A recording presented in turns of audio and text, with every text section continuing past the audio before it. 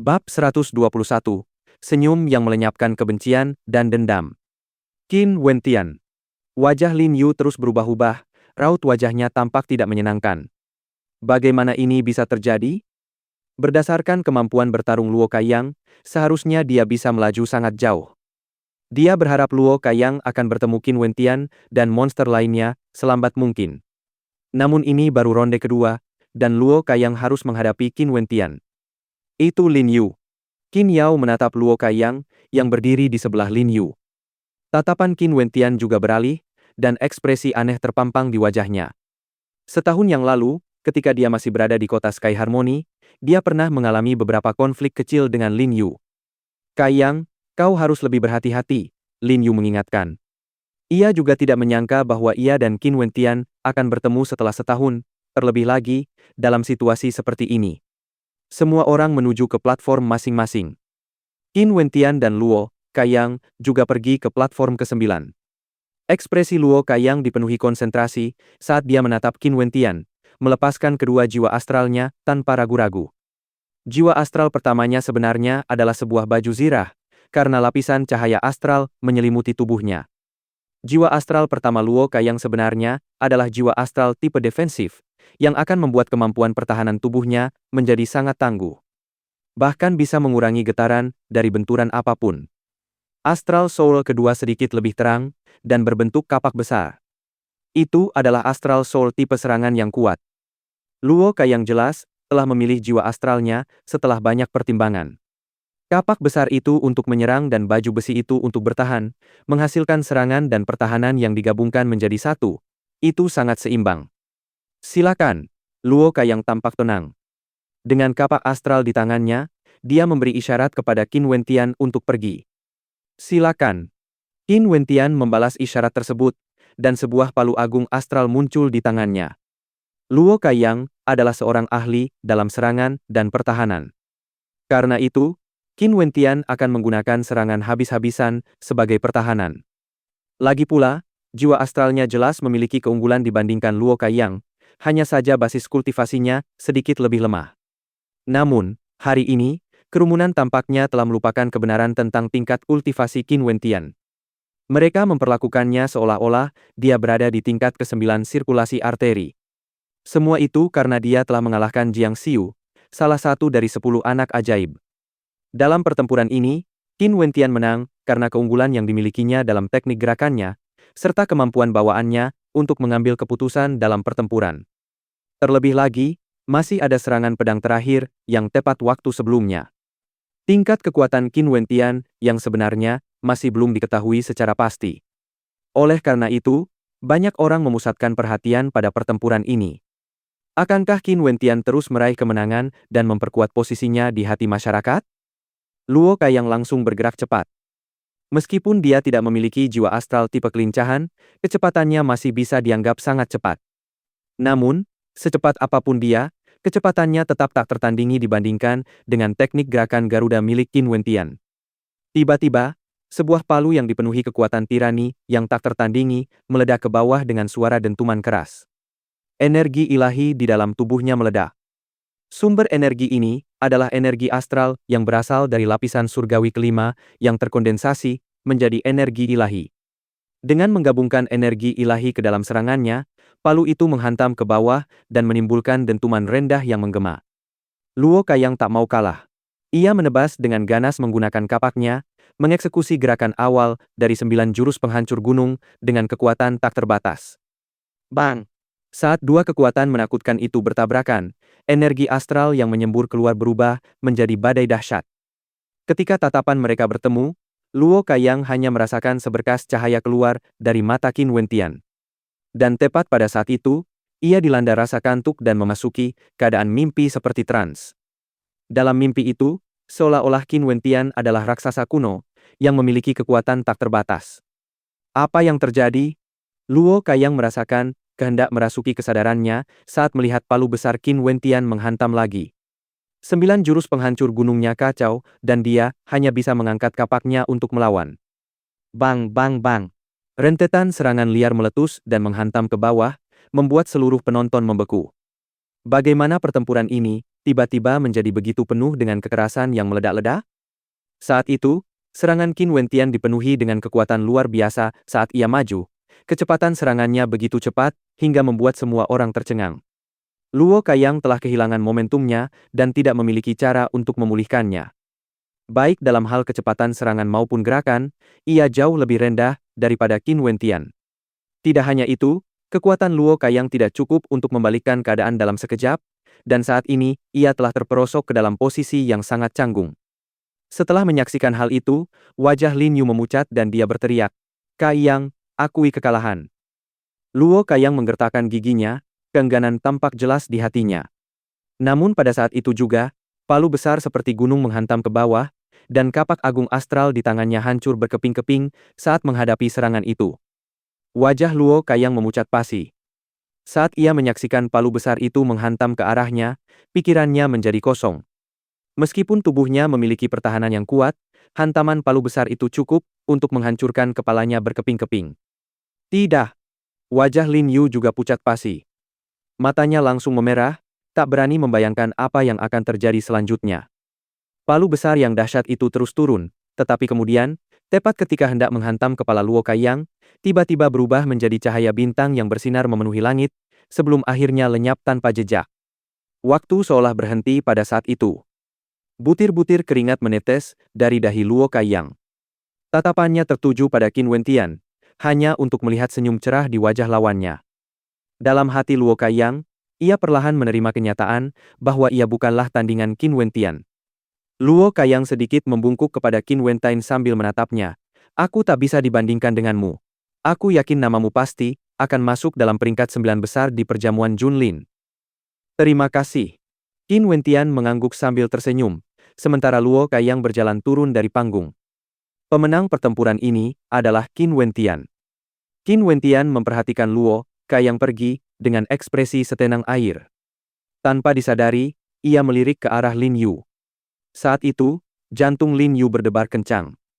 Ketika melihat pemuda yang tersenyum itu, ia tiba-tiba merasa malu atas rasa rendah dirinya. Di bawah panggung, dengan jarak yang cukup jauh memisahkan mereka berdua, ia bangkit dari tempat duduknya dan membungkuk ke arah Qin Wentian. "Saya minta maaf atas hal-hal di masa lalu." Qin Wentian tersenyum tipis sambil mengangguk. Senyum itu melenyapkan semua perasaan benci dan dendam sebelumnya.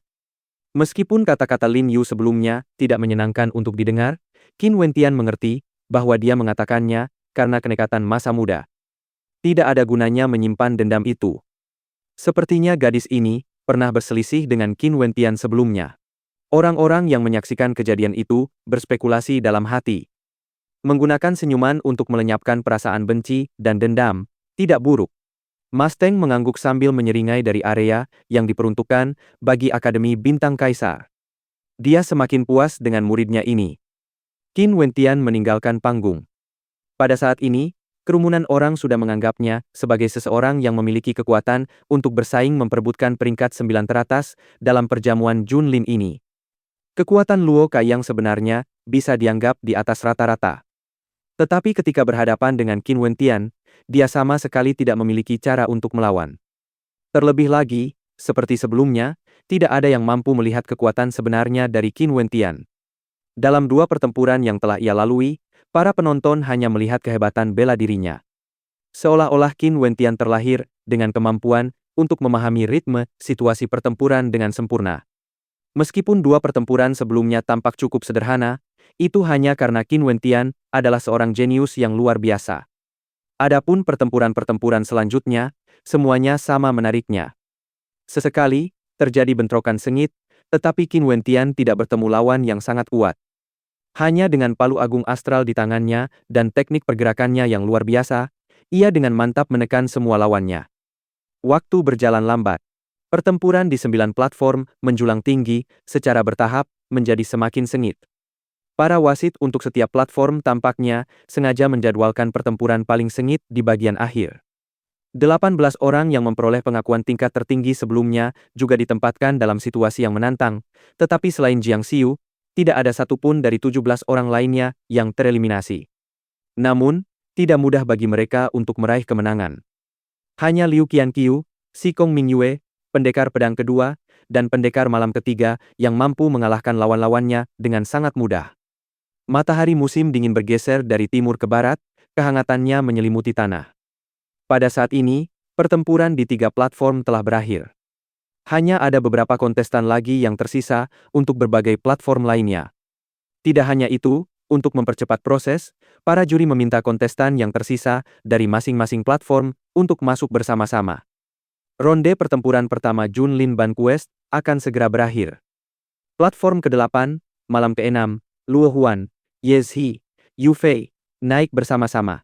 Tepat saat itu, juri di platform ke-8 memberi instruksi. Malam ke-6 dan Yezhi, yang berada di peringkat ke-7 di antara 10 anak ajaib, adalah 2 dari 18 anak ajaib asli yang telah memperoleh pengakuan tertinggi. Heaven's Wonder juga telah menetapkan peluang taruhan untuk Luo Huan dan Yu Fei.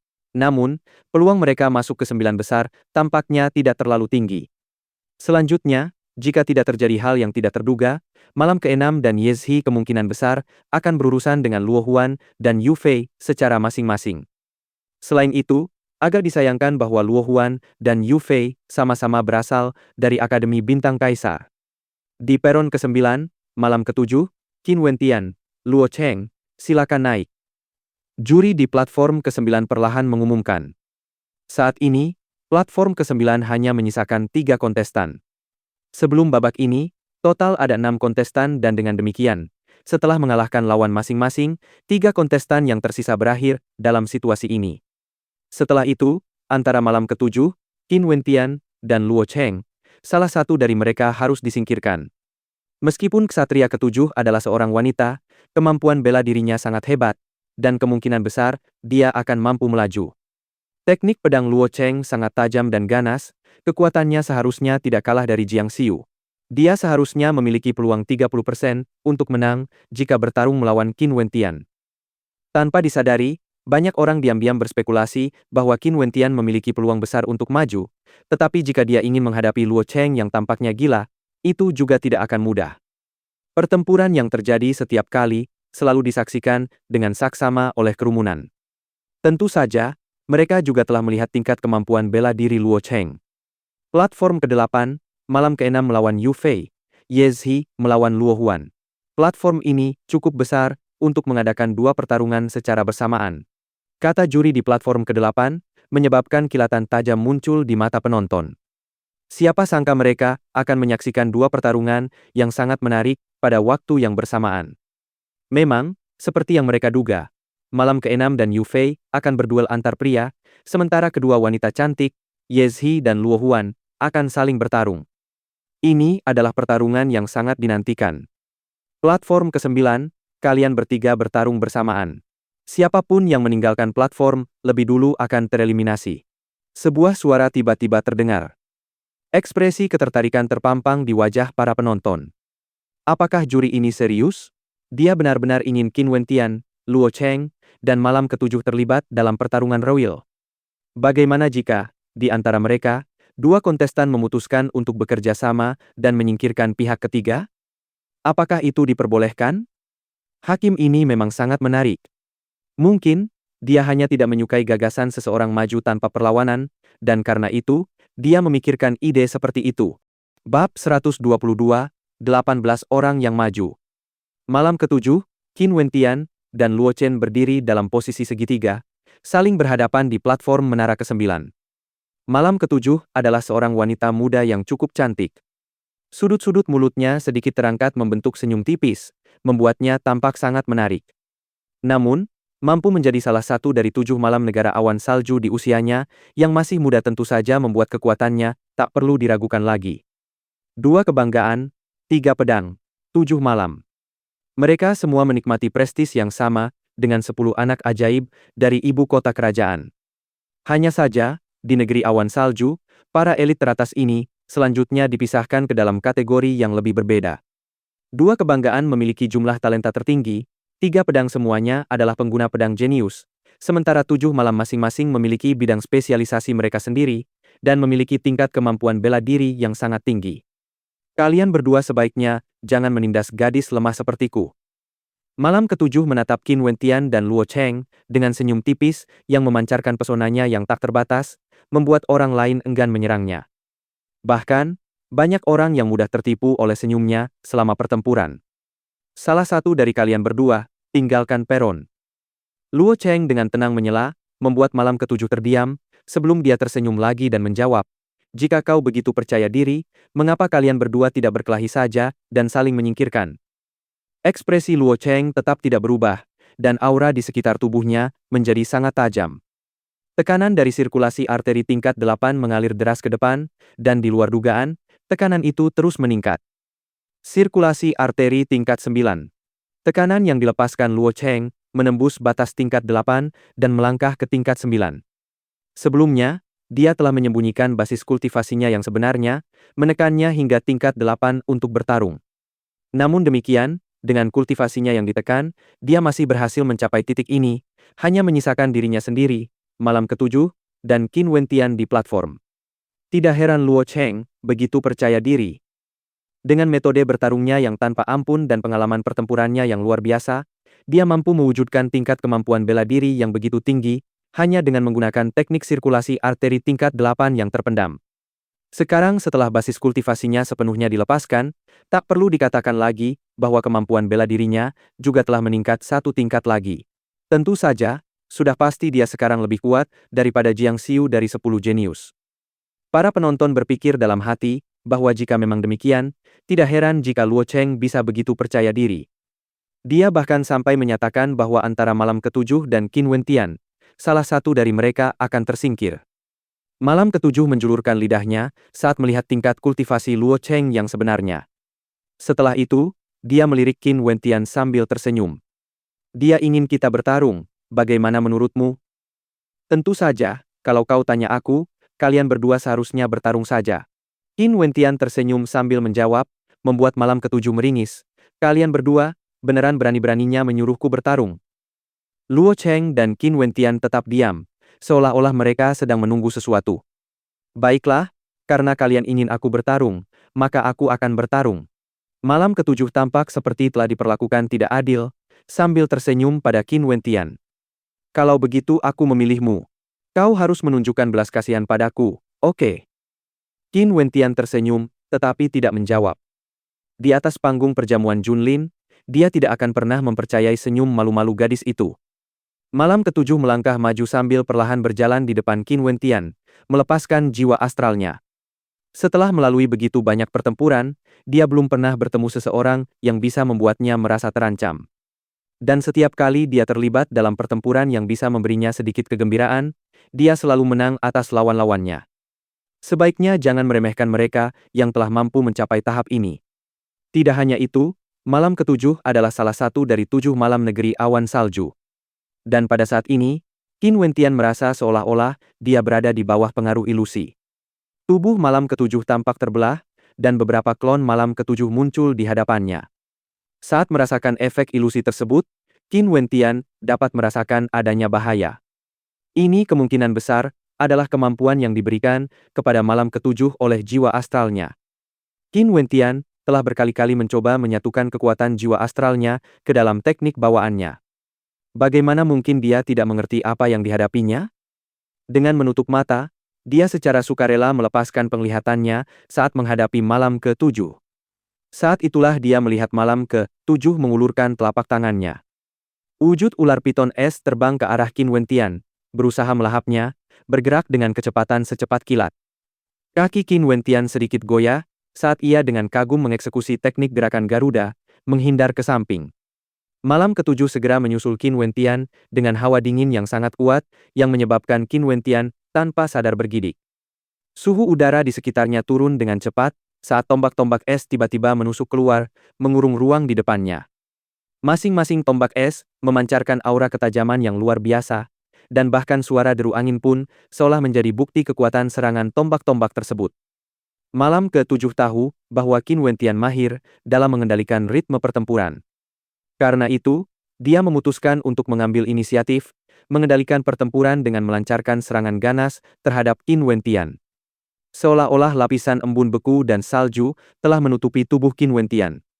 Sebelumnya, ketika ia meraih kemenangan melawan Luo Kayang dan Jiang Xiu, Ia hanya menang karena ia mengendalikan ritme pertempuran dengan sempurna dan tahu kapan harus memanfaatkan momen-momen penting. Namun, kecerdasan lawannya saat ini jauh melampaui apa yang ia duga. Di balik senyum manis itu, sebenarnya terdapat hati yang licik dan penuh tipu daya.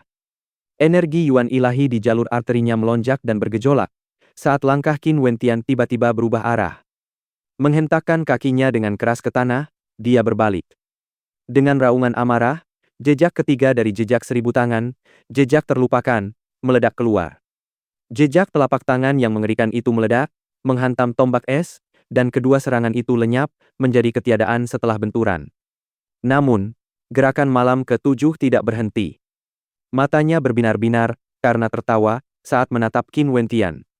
Pada saat yang sama, dia menggeser telapak tangannya ke depan, dan wujud ular piton es sekali lagi terbang menuju Qin Wentian.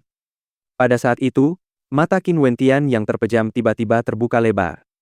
Gelombang tekanan mengerikan menyembur keluar, dan untuk sesaat, Qin Wentian merasakan jiwanya terguncang seolah-olah ia memasuki alam mimpi. Gelombang jejak laut berputar terus-menerus menyembur keluar dari telapak tangan Qin Wentian, dan aura mengerikan itu membuat malam ke-7 tanpa ragu mundur.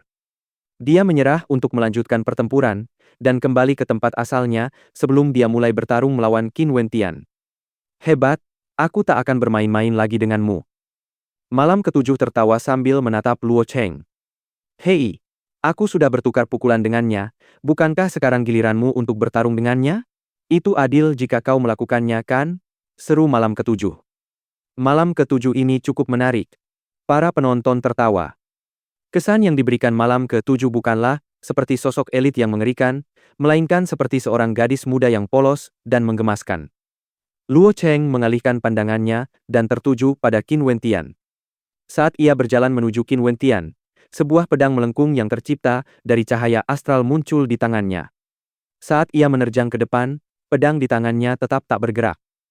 Tanpa menggunakan teknik bawaan apapun, jarak antara Luo Cheng dan Qin Wentian semakin mengecil. Mengambil inisiatif untuk mengendalikan orang lain adalah taktik standar dalam pertempuran. Namun, saat ini, baik Luo Cheng maupun Qin Wentian belum menggunakan teknik bawaan apapun. Tetapi tentu saja, ini juga menunjukkan bahwa mereka masih dapat dengan sengaja mengubah gerakan mereka untuk menyesuaikan dengan lawan mereka. Melihat Qin Wentian yang tampak acuh tak acuh, alis Luo Cheng berkedut, dan tatapannya menjadi setajam pedang. Pedangnya akhirnya terhunus. Namun, serangannya tidak sesederhana tebasan langsung. Sebaliknya, pedangnya secara tak terduga menebas dari bawah ke atas dengan sudut yang aneh. Arah serangan ini sangat sulit untuk ditangkis. Jika Qin Wentian ingin menghindari serangan ini, dia harus sengaja menggeser beberapa tulang di tubuhnya. Desis. Angin kencang berhembus, memperlihatkan tubuh Qin Wentian melayang ke langit. Pada saat yang sama, energi yang tersimpan di telapak tangannya juga meledak. Dengan rangkaian meridian bintangnya yang sempurna, kelancaran aliran energi, serangannya sangat dahsyat dan tak tertandingi. Apa-apaan ini? Raut wajah orang-orang di kerumunan membeku, seolah mereka melihat ilusi samar, sepasang sayap Garuda di punggung tubuh Qin Wentian.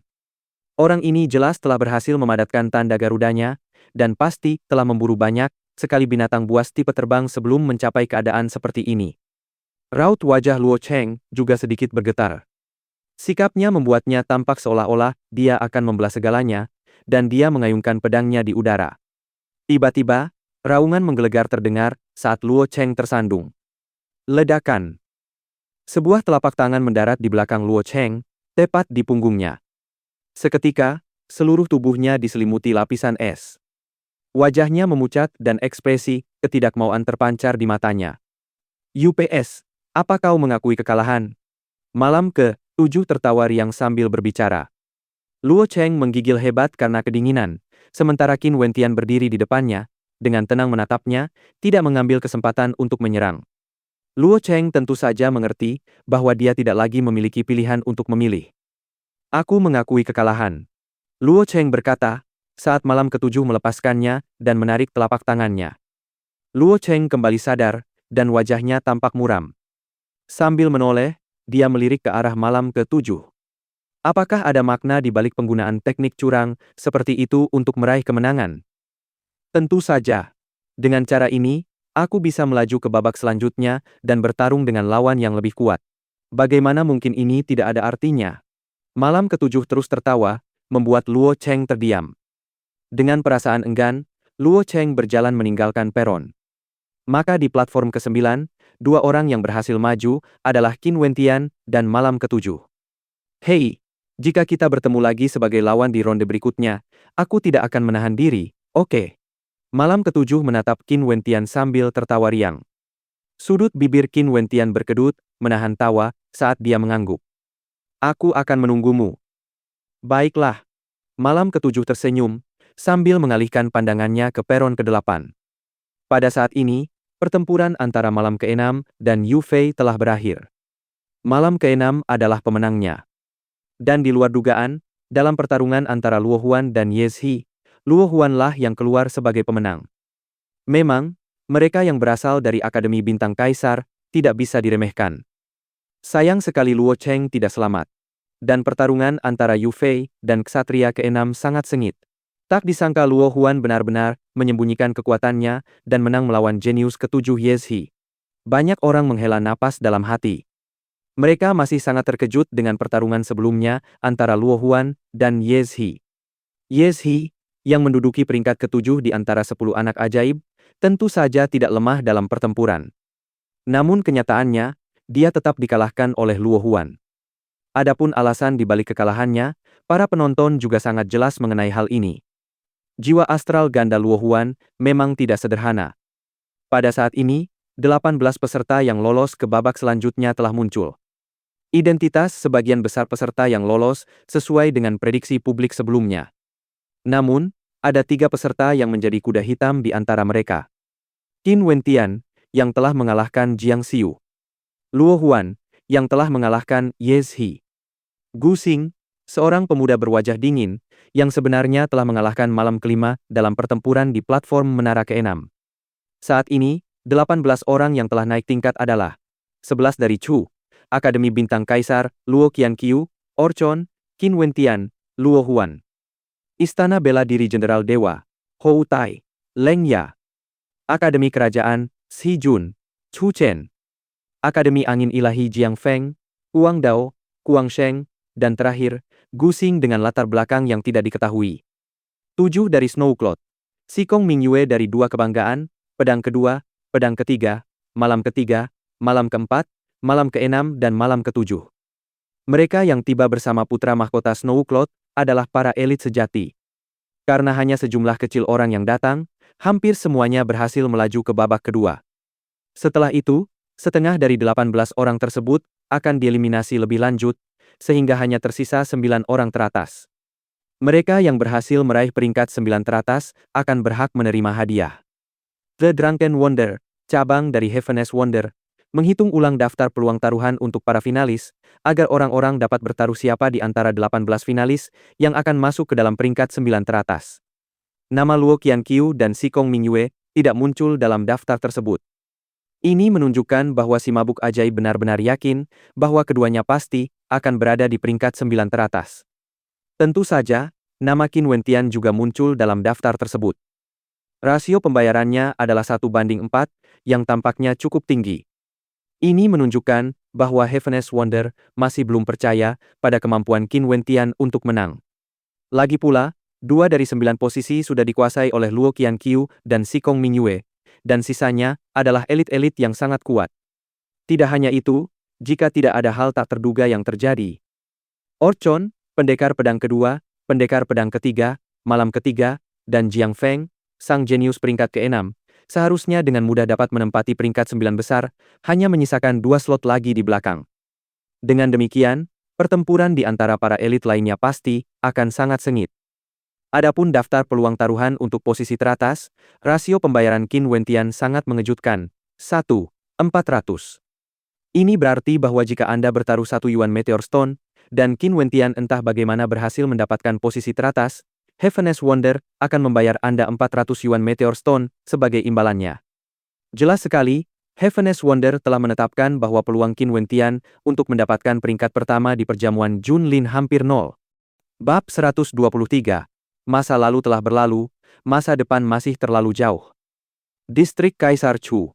Langit sudah gelap, dan di atas kursi giok naga biru, Chu Tianjiao melirik langit yang semakin gelap sambil berkata, "Sudah larut, mari kita berhenti di sini untuk hari ini. Aku yakin kompetisi besok akan jauh lebih menarik." Saat ia berbicara, Chu Tianjiao berdiri. Meskipun usianya tidak terlalu tua, ia memiliki kedewasaan yang jauh melebihi usianya. Mereka yang berasal dari klan kerajaan tumbuh dikelilingi oleh permainan politik, intrik, dan tipu daya. Secara alami, mereka akan lebih dewasa dibandingkan dengan teman-teman sebaya mereka. Saat suara Chu Tianjiao memudar, semua tamu undangan lainnya berdiri dan mengangkat cangkir mereka untuk menghormati Chu Tianjiao, dengan penuh hormat bersulang untuknya. Setelah itu, Chu Tianjiao pergi, tersenyum menanggapi ucapan perpisahan dari para hadirin di sekitarnya. Saat Qin Wentian melirik punggung Chu Tianjiao yang menjauh, ia samar-samar menyadari bahwa langkah Chu Tianjiao selalu setengah langkah di belakang orang-orang di sekitar Luo Qianqiu. Detail kecil ini mungkin tidak diperhatikan oleh kerumunan di tribun penonton, tetapi karena ia mengetahui latar belakang orang-orang yang berdiri di sekitar Luo Qianqiu, Qin Wentian pun menyadari hal tersebut. 9 istana mistik adalah tokoh utama yang mendukung negara Chu, negara awan salju, dan 10 negara lainnya dari balik layar. Meskipun hanya sedikit dari mereka yang datang ke Chu, posisi dan status mereka setara dengan Kaisar Chu di masa depan. Karena itu, Chu Tianjiao tidak berani menyinggung siapapun dari mereka. Qin Wentian tentu mengerti mengapa 9 istana mistik memiliki pengaruh yang begitu besar. Sebuah sekte namun ditempatkan di atas dan lebih besar dari sebuah kekaisaran, hanya ada satu alasan, karena kekuatan dan kekuasaan. Semakin kuat seorang kultivator, semakin lebar jurang yang memisahkan alam awal dan alam berikutnya. Dan demikianlah di Chu, ada beberapa kultivator di Yuanfu dan tak terhitung jumlahnya di sirkulasi arteri, tetapi hanya sebagian kecil yang berhasil melewati ambang batas besar, yaitu Yuanfu. Adapun mereka yang berhasil melampaui Yuanfu, hampir semuanya sudah meninggalkan negara Chu. Negara Chu terlalu kecil, tidak mampu menampung mereka.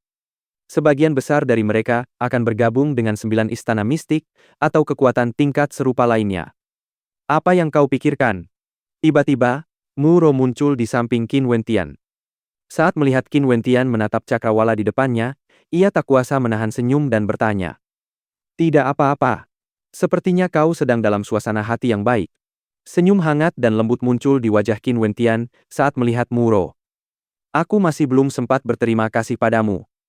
Baru sekarang aku tahu betapa luar biasanya sosok senior Gong Yang.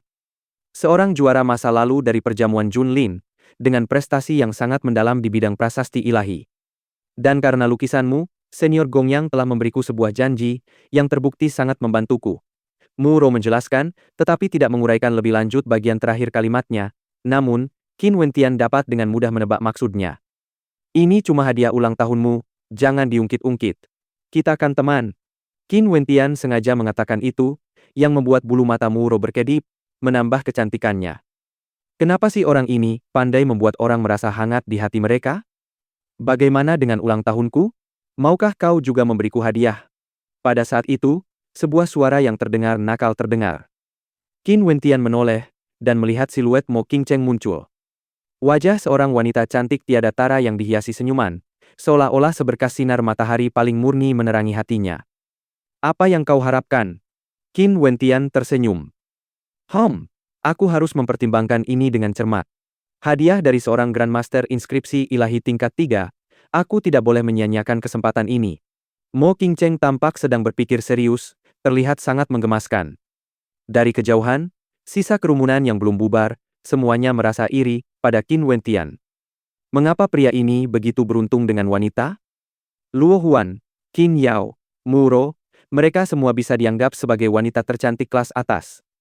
Dan selain itu, wanita tercantik nomor 1 di Chu, Mo Qingcheng, juga memiliki hubungan yang sangat dekat dengan Qin Wentian. Bagaimana mungkin hal ini tidak menimbulkan rasa iri dan cemburu di hati orang lain? Jangan bunuh aku dengan permintaanmu. Qin Wentian mengangkat bahu, tak berdaya sambil menatap wajah Mo Qingcheng. Tenang saja, anggap saja kamu masih berhutang hadiah padaku dulu, jangan sampai lupa ya. Mo Qingcheng tertawa sambil melanjutkan, teruslah bekerja keras besok, aku mendukungmu. Setelah itu, Mo Qingcheng pergi dengan senyum di wajahnya. Mu Ro, yang berdiri di samping Qin Wentian, merasakan perasaan aneh di hatinya saat mengamati punggung Mo Qingcheng yang pergi. Meskipun penampilannya juga bisa dianggap cantik, dia tahu bahwa dia tidak bisa dibandingkan dengan Mo Qingcheng. Di tribun penonton, tatapan Autumn Snow tertuju pada pemuda yang berdiri begitu jauh. Ekspresi yang terpampang di wajahnya sangat rumit. Dahulu, pemuda ini adalah tunangannya, tetapi ia mencemooh dan memandangnya dengan jijik. Namun sekarang, di sampingnya, ada begitu banyak wanita cantik yang tak tertandingi. Bahkan jika ia ingin membandingkan dirinya dengan mereka, hanya berdasarkan bakat dan kekuatannya, jarak antara mereka hanya akan semakin jauh. Malam itu di luar kediaman Bai, kata-kata pemuda yang penuh tekad sekuat baja itu perlahan-lahan menjadi kenyataan. Autumn Snow, ayo kita pergi, bisik Bai Qingsong dari samping. Autumn Snow mengangguk, lalu meninggalkan tempat itu bersama ayahnya. Meskipun sebagian besar penonton telah pergi untuk beristirahat malam itu, masih ada beberapa yang belum pergi dan berniat untuk bermalam di sini, menunggu dimulainya kompetisi besok. Bos, mau jalan-jalan bareng? Fan Lei menyipitkan matanya sambil melanjutkan, tingkat pembayaran Heaven's Wonder untukmu, jika kamu meraih posisi teratas, sangat mencengangkan, yaitu 1:400. Mau bertaruh beberapa Yuan Meteor Stone? Meskipun harapanmu untuk meraih posisi pertama sangat tipis, tapi bagaimana jika kamu benar-benar sangat beruntung dan akhirnya menentang takdir? Setinggi itu? Qin Wentian terkejut. Heaven's Wonder sama sekali tidak menganggapnya penting. Namun, mengingat ada monster seperti Luo Qianqiu dan Shikong Mingyue, itu wajar. Rasanya tidak terlalu masuk akal baginya untuk mencapai posisi teratas. Meskipun baginya, alasan dia berpartisipasi dalam perjamuan Junlin hanyalah untuk mendapatkan posisi teratas, Qin Wentian juga tidak berani mengatakan dengan pasti bahwa dia pasti akan menjadi juara. Mereka meremehkanmu. Si gemuk mengangkat bahu, seolah-olah dia sengaja mencoba membangkitkan semangat Qin Wentian. Qin Wentian melirik Fan Lei sambil berbicara. Kau duluan saja, aku masih perlu berkultivasi. Setelah itu, Qin Wentian mengucapkan selamat tinggal kepada kerumunan di sekitarnya, lalu menaiki Little Rascal dan meninggalkan area tersebut. Kecepatan Little Rascal begitu tinggi, hingga berubah menjadi bayangan putih yang kabur dan bergerak secepat tornado yang mengamuk. Pinggiran ibu kota kerajaan, Bambo Lodge. Pondok itu terletak di lereng puncak gunung hutan gelap, dan di seberang sana, ada sebuah sungai. Saat itu, sesosok siluet dengan kepala penuh rambut putih sedang duduk di sana, memancing ikan. Suara air yang mengalir memberi orang-orang rasa damai dan tenang yang harmonis. Kenapa kau punya waktu untuk berada di sini? Tanya lelaki tua itu dengan suara rendah, ia sudah merasakan kehadiran Qin Wentian yang mendekatinya dari belakang. Hari pertama perjamuan Junlin baru saja berakhir. Aku di sini untuk mengunjungi senior, untuk melihat apakah Anda masih baik-baik saja sejak hari kita berpisah. Qin Wentian duduk di samping Gong Yang Hong. Waktu yang cukup lama telah berlalu sejak pertemuan mereka terakhir kali, ketika rambut Gong Yang Hong berubah menjadi putih dalam semalam. Qin Wentian tentu saja khawatir, keadaan Gong Yang Hong saat itu sangat mengkhawatirkan. Kau memang berhati mulia. Senyum tersungging di mata Gong Yang Hong. Sosoknya saat ini terlihat jauh lebih tua dibandingkan hari ketika Qin Wentian melihatnya di aula pameran Akademi Kerajaan. Jamuan Junlin adalah acara termegah yang diadakan di negara Chu. Alih-alih datang ke sini, sebaiknya kau bekerja keras dalam kultivasimu dan berusaha masuk ke peringkat 9 teratas. Tidak hanya kau akan mendapatkan banyak hadiah, jika kau bisa menjadi juara, kau akan bisa naik ke tingkat 7 paviliun bintang surgawi. Gong Yang Hong menyatakan dengan tenang. Meskipun ia sudah lama berhenti memperhatikan acara-acara seperti ini, ia tumbuh besar di Chu di masa mudanya dan tentu saja tahu banyak hal. Waktu semalam, sama saja jika aku berlatih di sini, di tempat senior. Qin Wentian tersenyum.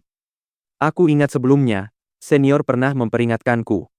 Jika aku bertemu seorang gadis yang bisa menggerakkan hatiku, aku harus mengambil inisiatif, dan jangan pernah melewatkan kesempatan itu. Karena senior menyesal atas kejadian di masa lalu, mengapa kau tidak mencoba menebus kesalahanmu? Memperbaiki kesalahanku? Bagaimana mungkin itu masih bisa terjadi? Gong Yang Hong menggelengkan kepalanya. Bagaimana kau bisa tahu jika kau belum pernah mencoba? Bahkan jika kompensasi tidak mungkin, apakah senior akan puas dengan keadaan sekarang? Ini sepertinya tidak sesuai dengan logika di balik peringatan yang senior berikan kepadaku. Senior, Alasan mengapa Anda tidak ingin saya melewatkan kesempatan ini adalah karena Anda tidak ingin saya menyesal, bukan? Qin Wentian melanjutkan sambil tersenyum. Gong Yang Hong perlahan berbalik, menghadap Qin Wentian. Dan saat melihat senyum cerah bak sinar matahari di wajah pemuda itu, hatinya tak kuasa menahan getaran. Bertahun-tahun yang lalu, dia juga sama seperti Qin Wentian, seorang pemuda yang elegan dan anggun. Namun sekarang, tidak ada bedanya antara dia hidup atau mati. Waktu adalah eksistensi paling kejam di dunia. Tatapan Qin Wentian bergeser, pancaran senyumnya semakin terang saat ia melanjutkan. Apakah senior berpikir betapa indahnya jika kau bisa kembali ke masa mudamu? Dan jika kau bisa, kau tidak akan pernah memilih untuk menjalani hidup yang penuh penyesalan? Tetapi sebenarnya, bagi mereka yang berkultivasi, kita dapat mempertahankan kemudaan kita dan bahkan membalikkan penuaan. Dengan basis kultivasi senior, usiamu tidak dapat dianggap tua. Jika kau meratapi penyesalan masa lalu, bukankah kau juga akan menyesali kurangnya tindakanmu hari ini, 1000 tahun kemudian? Qin Wentian berbicara, dengan suara rendah sambil menatap puncak gunung yang megah di depannya. Betapa banyak orang yang menyesal dan meratapi berlalunya waktu, namun berapa banyak dari mereka yang benar-benar ingin bertobat dan menebus kesalahan mereka? Jika mereka benar-benar ingin bertobat, mengapa mereka tidak memanfaatkan masa kini dengan baik? Masa lalu telah berlalu, dan masa depan masih terlalu jauh. Hanya masa kini yang penting. Masa lalu telah berlalu, dan masa depan masih terlalu jauh. Hanya masa kini yang penting. Kata-kata Qin Wentian menyebabkan gelombang dahsyat berkobar di hati Gong Yang Hong. Bagaimana mungkin seorang pemuda seperti dia mengucapkan pernyataan yang penuh kebijaksanaan seperti itu? Keheningan menyelimuti tempat itu, hanya suara air yang mengalir yang terdengar, suasananya sangat tenang dan harmonis. Pada akhirnya, aku tetap tak sebanding dengan pemuda ini. Gong Yang Hong meratap sambil berdiri, sebelum perlahan berjalan kembali ke pondok. Hatinya kacau, terlibat dalam pergumulan yang sengit. Kesempatan yang ia lewatkan bertahun-tahun lalu, bisakah ia menebusnya sekarang? Qin Wentian tidak mengikutinya. Kegelisahan di hati Gong Yang Hong harus ia selesaikan sendiri. Ia hanya merasa bahwa dengan kultivasi Gong Yang Hong saat ini, ia menjadi objek iri semua orang. Mengapa ia tidak bisa menghargai apa yang dimilikinya, dan melakukan hal-hal yang ingin dilakukannya? Berusaha sekuat tenaga untuk menebus penyesalan masa lalu, bahkan jika gagal, setidaknya ia sudah mencoba sebelumnya. Mengambil beberapa batu meteor Yuan dari cincin interspasialnya, Qin Wentian menutup matanya dan mulai berkultivasi, memasuki alam mimpinya. Kegelapan malam perlahan semakin pekat, sementara rasi bintang di langit bersinar seterang sebelumnya. Pilar-pilar cahaya astral mengalir ke bawah, mendarat di tubuh pemuda itu. Agak jauh di sana, di atap pondok bambu, Gong Yang Hong duduk di sana, bermandikan cahaya bintang. Saat ia menatap pemuda yang duduk di tepi sungai, senyum tenang terlihat di wajahnya. Pemuda di hadapannya jauh lebih luar biasa dibandingkan dirinya di masa lalu. Pemuda seperti itu, bagaimana mungkin ada orang yang tidak menyukainya? Aku akan meninggalkan Chu setelah perjamuan Junlin selesai. Aku penasaran, apakah namamu mampu mengguncang dunia? Gong Yang Hong tersenyum, secercah cahaya memancar di hatinya. Saat ini, seolah-olah ia telah membuang semua beban yang selama ini dipikulnya, sehingga ia menjadi sangat rileks. Bab 124, Kata-kata Xiao Lu. Qin Wentian menginap semalaman di pondok bambu dan berangkat pagi-pagi keesokan harinya. Hari ini adalah hari kedua perjamuan Junlin, dan bahkan sebelum langit benar-benar terang, orang sudah bisa melihat siluet orang yang tak terhitung jumlahnya membanjiri distrik Kaisar Chu. Tidak hanya itu, Drunken Wonder, cabang dari Heaven's Wonder yang terletak di suatu tempat dekat distrik Kaisar Chu, juga dibanjiri oleh orang-orang. Di tengah aula besar di Drunken Wonder, terdapat sebuah meja besar berbentuk persegi yang diukir menyerupai naga. Meskipun tampak agak sederhana, meja itu memancarkan kesan kemewahan. Lagi pula, ini adalah tempat perjudian. Terdapat 18 posisi yang saat ini ditempatkan di atas meja giok berbentuk naga. Terdapat pula nama-nama yang tertulis di depan masing-masing dari 18 posisi tersebut. Nama-nama ini tidak lain adalah nama-nama 18 kontestan yang telah lolos ke babak kedua perjamuan Junlin. Di samping nama-nama tersebut, terdapat papan yang memuat peluang taruhan untuk setiap individu. Peluang untuk mendapatkan peringkat 9 teratas, peringkat 3 teratas, serta posisi teratas, semuanya tertera dengan jelas di sana. Peluang kemenangan Luo Qianqiu untuk meraih gelar juara sebenarnya hanya 1:2. Dengan peluang serendah itu, pengakuan yang diberikan Heaven's Wonder kepadanya sangat jelas. Saya bertanya-tanya untuk alasan apa. Mengapa mereka begitu mementingkan Luo Qianqiu? Banyak orang diam-diam berspekulasi, tetapi meskipun peluang kemenangannya rendah, masih banyak yang bertaruh pada Luo Qianqiu, yakin bahwa dia akan meraih posisi nomor 1. Lagi pula, semakin rendah peluangnya, semakin tinggi kemungkinannya. Namun, ada juga pandangan lain yang berbeda. Orang-orang ini berspekulasi bahwa Heaven's Wonder sengaja menetapkan tingkat taruhan ini untuk mendorong sebagian besar orang bertaruh pada Luo Qianqiu. Jika Luo Qianqiu bukan juaranya, pemenang terbesar tentu saja adalah Heaven's Wonder. Pada saat itu, dua tuan muda berpakaian rapi muncul di samping meja giok naga persegi. Salah satu dari mereka memegang labu anggur yang tampaknya berisi anggur berkualitas baik. Di sekitarnya, bahkan kerumunan pun menjadi lebih tenang, menunjukkan bentuk penghormatan yang tak terlihat. Ini karena status orang ini luar biasa. Dia tidak lain adalah orang yang menduduki peringkat ketiga di antara 10 jenius anggur mabuk abadi. Tingkat pembayaran untuk orang ini sangat buruk. Immortal Drunken Wine menggelengkan kepalanya sambil tersenyum, menatap nama Qin Wentian. Di papan taruhan, tertulis dengan jelas bahwa rasio pembayaran untuk Qin Wentian, jika ia lolos dan mendapatkan salah satu dari 9 posisi teratas, adalah 1:4. Jika ia lolos ke salah satu dari 3 posisi teratas, 1:100. Dan terakhir, rasio pembayaran yang paling tidak masuk akal, jika ia lolos dan mendapatkan kejuaraan perjamuan Junlin, rasio pembayarannya adalah 1:400. Menurutmu, apakah kita sebaiknya bertaruh sedikit? Tanya pemuda di samping Immortal Drunken Wine. Bertaruh yang mana? Peringkat 9 besar, peringkat 3 besar, atau dia meraih gelar juara? Immortal Drunken Wine meneguk anggurnya dan tertawa. Pertukaran kata-kata antara keduanya menimbulkan ekspresi ketertarikan di wajah para penonton. Ternyata ada orang yang berani bertaruh bahwa Qin Wentian akan meraih salah satu dari 3 posisi teratas, bahkan juara perjamuan Junlin? Apakah mereka sudah gila? Masih ada secercah harapan bagi Qin Wentian untuk maju dan mendapatkan salah satu dari 9 posisi teratas. Karena itu, masih ada beberapa orang yang bertaruh padanya. Tetapi untuk kemungkinan mendapatkan posisi 3 teratas atau kejuaraan, itu hanya akan menjadi pemborosan batu meteor Yuan. Bagaimana menurutmu? Pemuda itu pun tertawa. Aku tidak tahu. Kau harus tahu bahwa sekarang aku bahkan tidak mampu membeli anggur. Yang tersisa hanyalah 2 batu meteor Yuan yang sedikit ini. Baiklah, aku akan mempertaruhkan semuanya. Kurasa aku akan bertaruh dia akan memenangkan kejuaraan. Immortal Drunken Wine mengambil 2 batu meteor Yuan tingkat 2 dan meletakkannya di atas nama Qin Wentian di kolom yang menunjukkan bahwa Qin Wentian akan memenangkan kejuaraan, diiringi tawa penonton. Anggur mabuk abadi. Apa kau yakin tidak ingin meninggalkan 2 batu meteor ini untuk membeli anggur? Itu seharusnya cukup untuk mendapatkan anggur yang cukup untuk beberapa bulan. Seseorang membujuknya, mencoba menghentikannya. Namun, seorang karyawan Drunken Wonder telah mencatat taruhannya dan memberinya token yang menunjukkan apa yang dipertaruhkannya. Jika dia menang, dia dapat menggunakan token ini dan menukarkannya dengan batu meteor Yuan dari Heaven's Wonder. Baiklah kalau begitu, aku akan bertaruh seperti ini. Jika Qin Wentian meraih juara, aku akan bertaruh 100 batu meteor Yuan lapisan 2.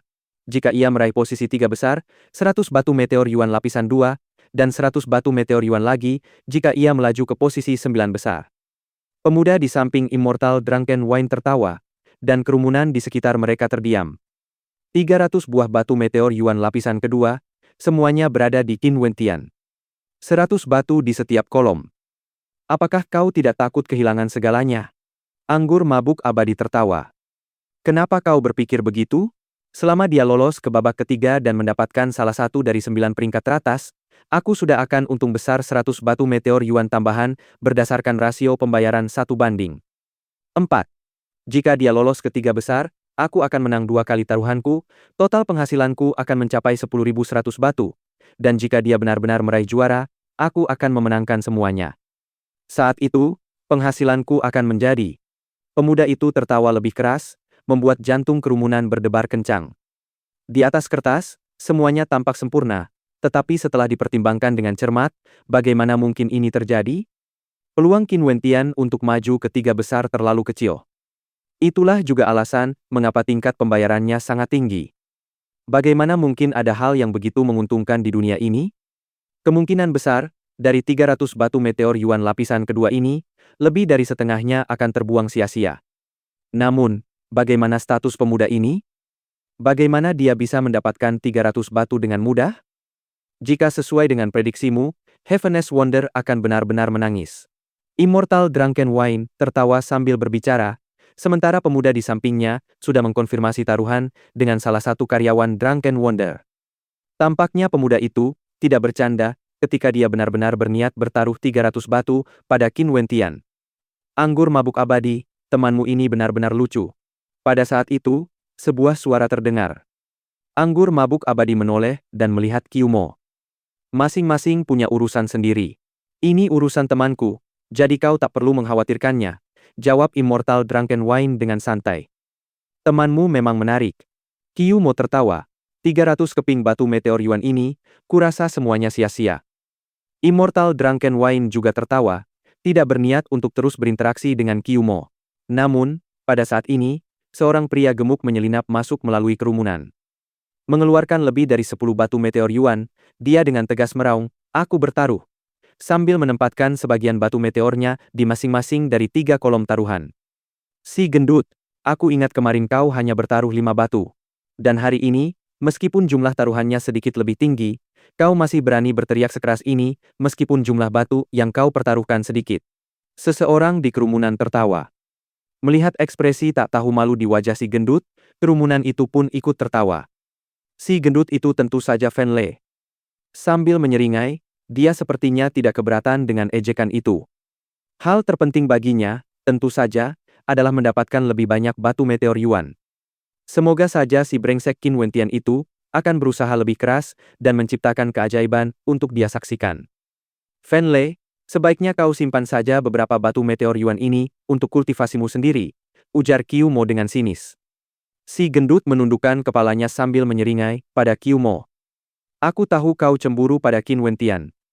Dulu di akademi, kau memanfaatkan Jiang Xiu untuk berurusan dengan Qin Wentian, tetapi hasil akhirnya di perjamuan Junlin sudah jelas bagi semua orang.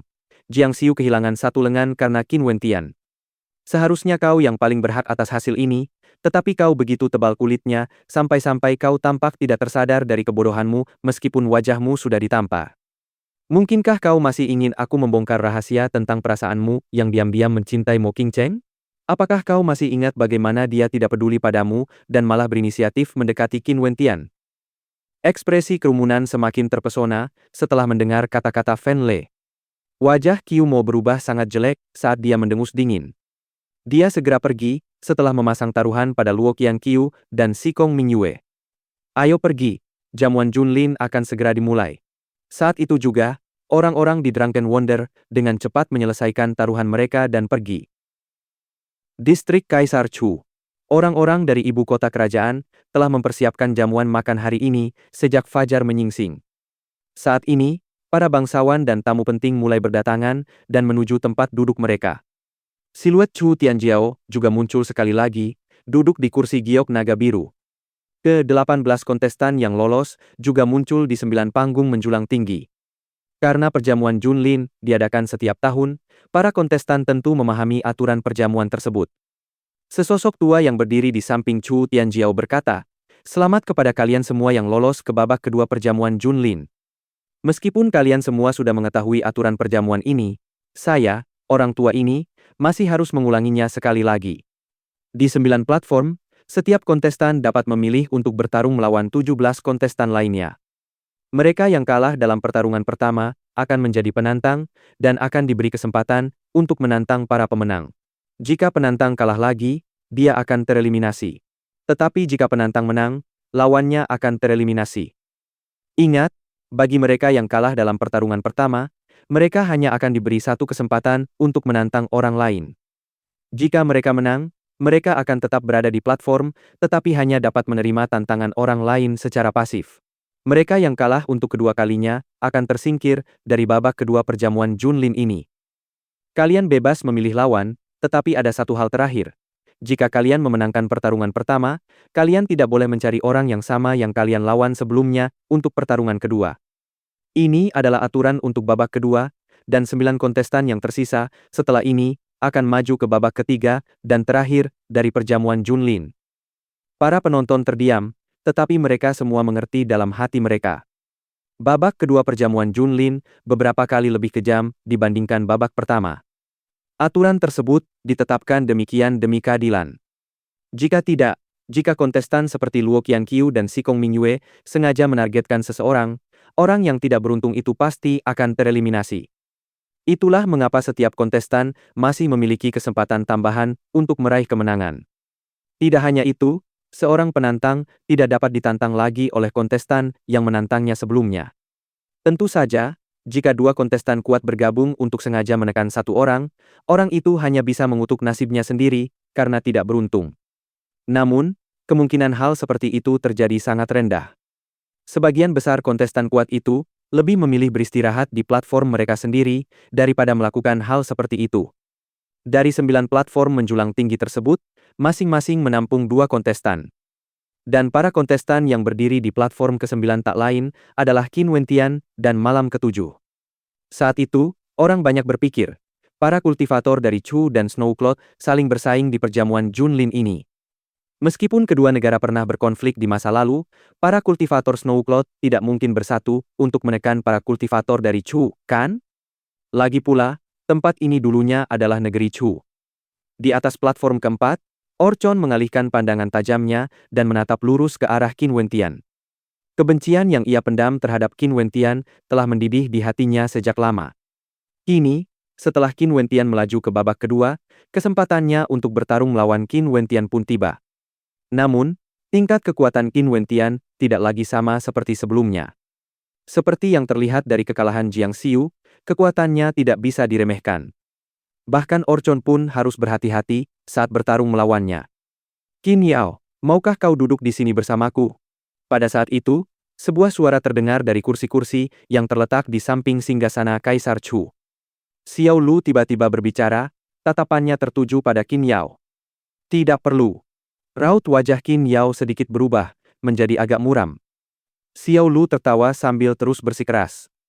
Dan pada saat ini, di platform menjulang pertama, Shikong Mingyue berbalik, jubahnya berkibar tertiup angin. Matanya bersinar sangat terang saat ia memandang sosok-sosok yang berdiri di platform menjulang lainnya. Aku sudah lama mendengar nama terkenal saudara Nona Qin Wentian. Kurasa bisa dibilang keberuntunganku bisa bertemu langsung dengannya hari ini. Aku ingin tahu apakah ada elit dari negara awan salju kita yang bersedia bertarung melawannya, sehingga aku bisa mengagumi kemegahannya. Suara Shikong Mingyue yang pelan dipenuhi dengan ketenangan. Saat suara Shikong Mingyue menghilang, kebingungan dan keheranan terpancar di wajah orang banyak. Meskipun kata-kata Shikong Mingyue terdengar sopan, makna sebenarnya yang tersembunyi di dalamnya sangat kasar. Tidak hanya itu, dia bahkan tidak mau repot-repot berurusan dengan Qin Wentian sendiri. Tapi mengapa dia mengatakan itu? Apakah ada pesan tersembunyi dalam kata-kata yang diucapkan Xiao Lu kepada Qin Yao? Mengapa Shikong Mingyue ingin berurusan dengan Qin Wentian? Meskipun ia ingin menangani Qin Wentian, Shikong Mingyue enggan bertindak sendiri. Dipenuhi rasa jijik terhadap Qin Wentian, hatinya terlalu sombong. Lagi pula, di seluruh Snowcloud, hanya dialah yang memiliki kualifikasi untuk memiliki nama yang sama dengan Xiao Al, menjadi bagian dari duo Pides. Tentu saja, hubungan antara Xiao Lu dan Shikong Mingyue juga sangat dalam, layaknya saudara-saudara. Bab 125 Kemunculan kembali cahaya pedang. Tatapan Qin Wentian tiba-tiba beralih ke arah Shikong Mingyue, kilatan cahaya tajam terpancar dari matanya. Menurut Mo Qingcheng, putra mahkota Snowcloud, Xiao Lu memiliki bakat luar biasa dan ambisi yang sangat besar. Tidak hanya itu, pelaku insiden sebelumnya yang melibatkan Qin Yao kemungkinan besar adalah dia. Shikong Mingyue juga bertatap muka dengan Qin Wentian. Setelah sekali pandang, dia dengan tenang berbalik dan duduk di platform pertama yang menjulang tinggi, bertindak seolah-olah semua ini tidak ada hubungannya dengan dirinya.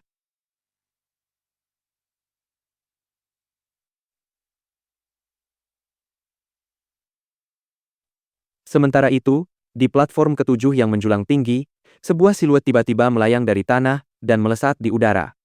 Sesaat kemudian, Siluet itu terbang melewati platform ke-8 seperti burung besar dan terus melaju, sebelum mendarat di platform ke-9 tidak jauh dari Qin Wentian. Orang ini tak lain adalah ksatria ke-6. Ia memiliki tubuh yang tegap dan berotot, dan tampaknya tidak terlalu muda.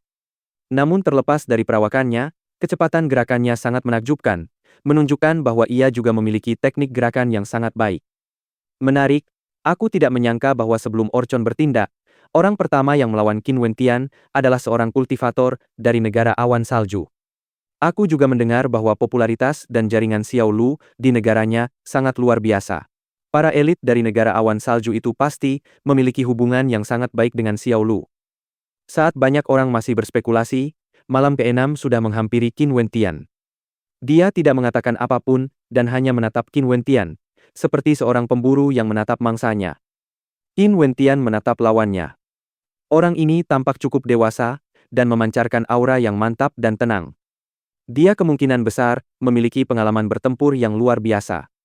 Sambil menggosok cincin interspasialnya, sebuah tombak kuno muncul di telapak tangan Qin Wentian, dan dia berkata, "Jejak ilahi tombak kuno ini telah dihancurkan olehku, dan itu bukan lagi senjata ilahi."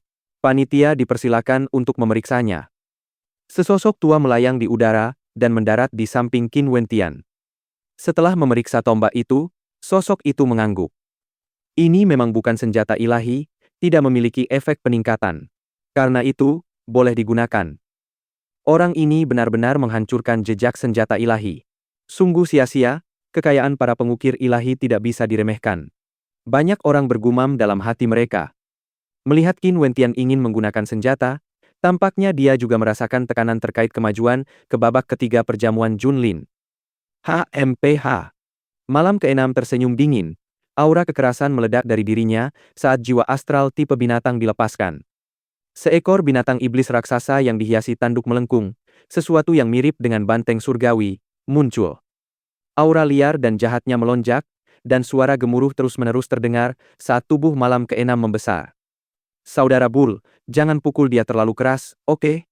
Malam ke-7 tertawa riang di samping. Suara dentuman yang mengguncang bumi menggema saat langkah besar malam ke-6 mengguncang tanah, bergerak ke arah Qin Wentian. Boom, boom, boom.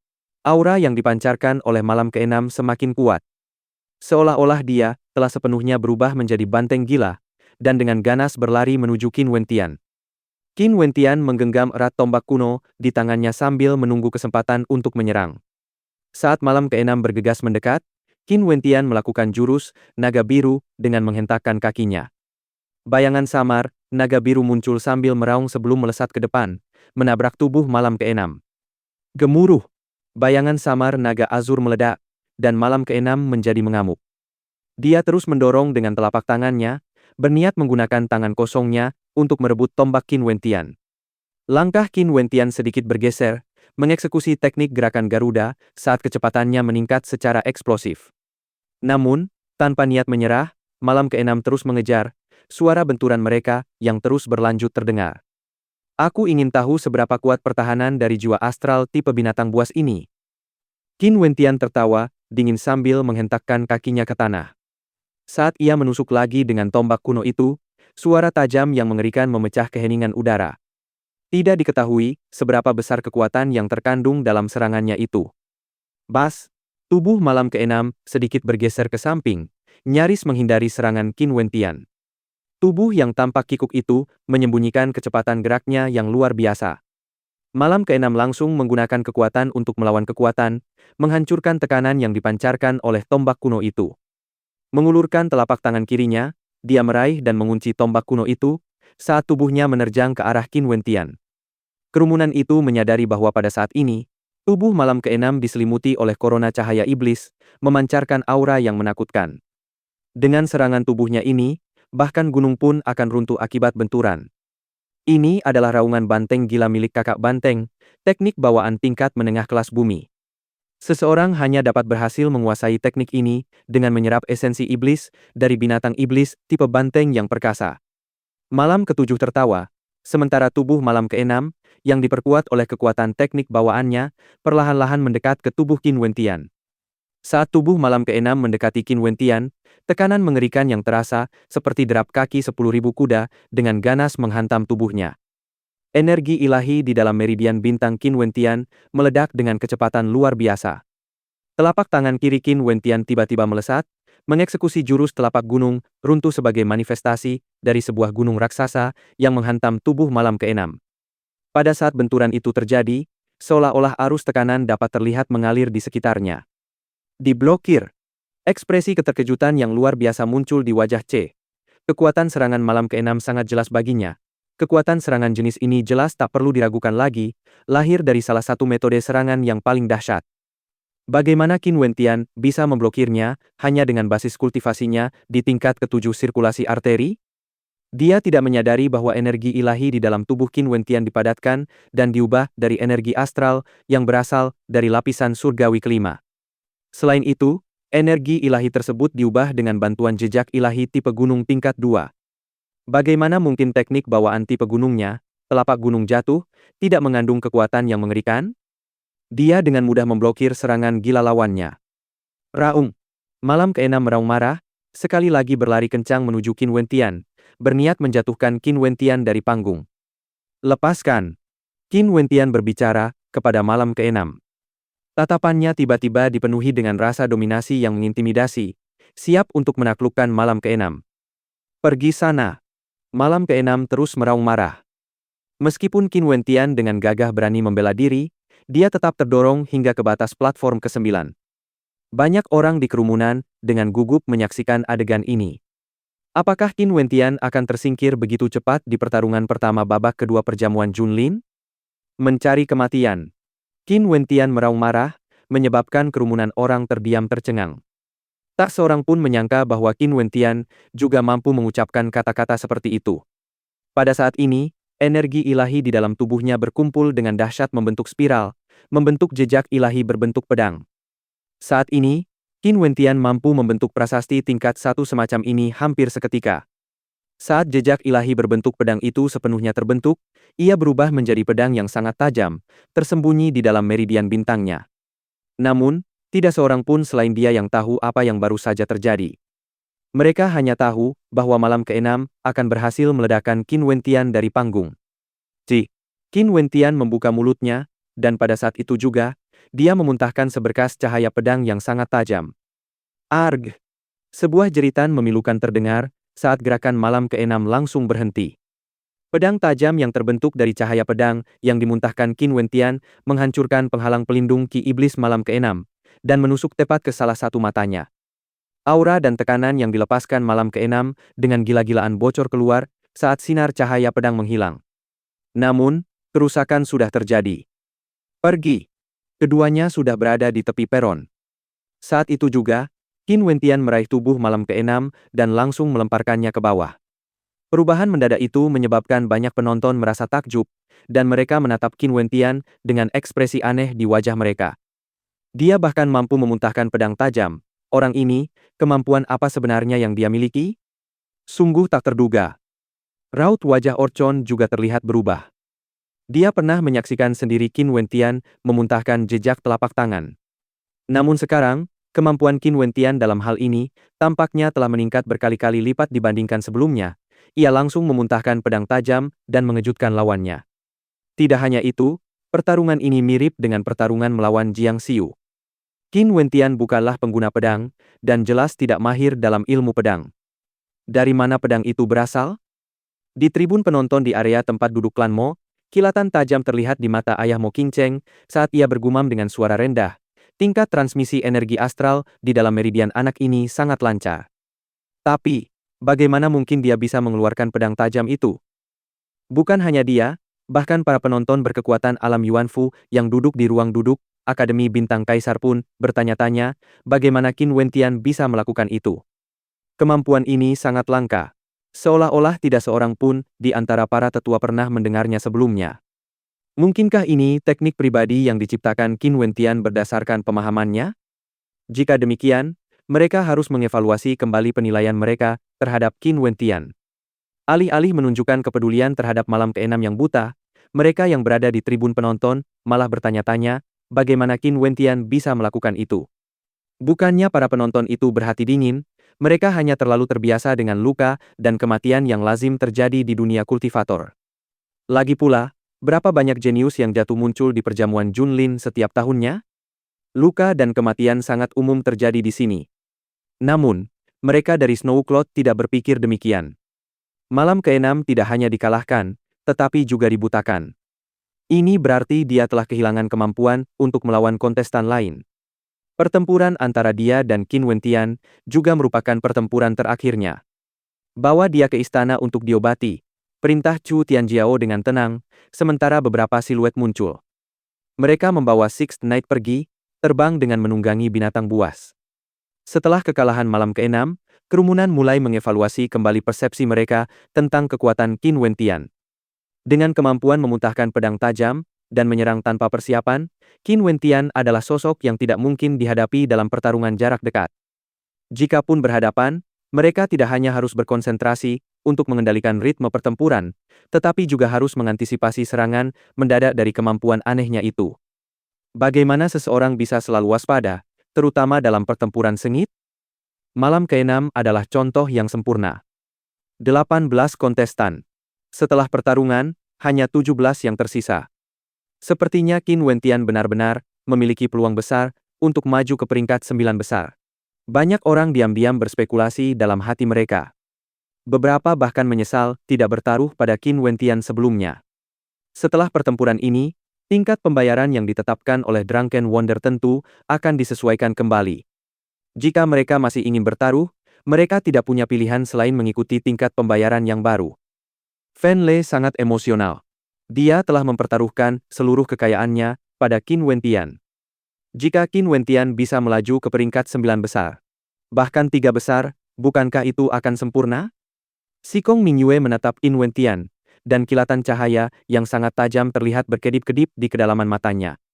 Pertarungan pertama telah berakhir, tetapi pertempuran belum selesai. Mari kita lanjutkan. Kali ini, sebelum Sikong Mingyue sempat berbicara, Qin Wentian sudah perlahan berjalan menuju malam ke-7 dengan tombak kuno di tangan. Ujung tombak kuno itu menghasilkan suara berderak yang memekakkan telinga saat Qin Wentian menyeretnya di tanah. Aura yang dilepaskannya terus meningkat tanpa henti. Pada saat ini, tekanan yang luar biasa terpancar dari tubuh Qin Wentian. Angkuh dan tak terkendali, jika tombak kuno itu menebas, siapa yang berani melawanku? Aura ini begitu kuat sehingga terasa seolah-olah terukir di tulang, memberi orang perasaan bahwa dewa bela diri yang tak tertandingi baru saja lahir. Seolah-olah dia sedang mengamati dunia dari ketinggian yang tak terjangkau, saat dia perlahan berjalan maju. Pada saat itu, malam ke-7 merasakan tekanan mengerikan dan mencekik yang mendekatinya. Bersambung.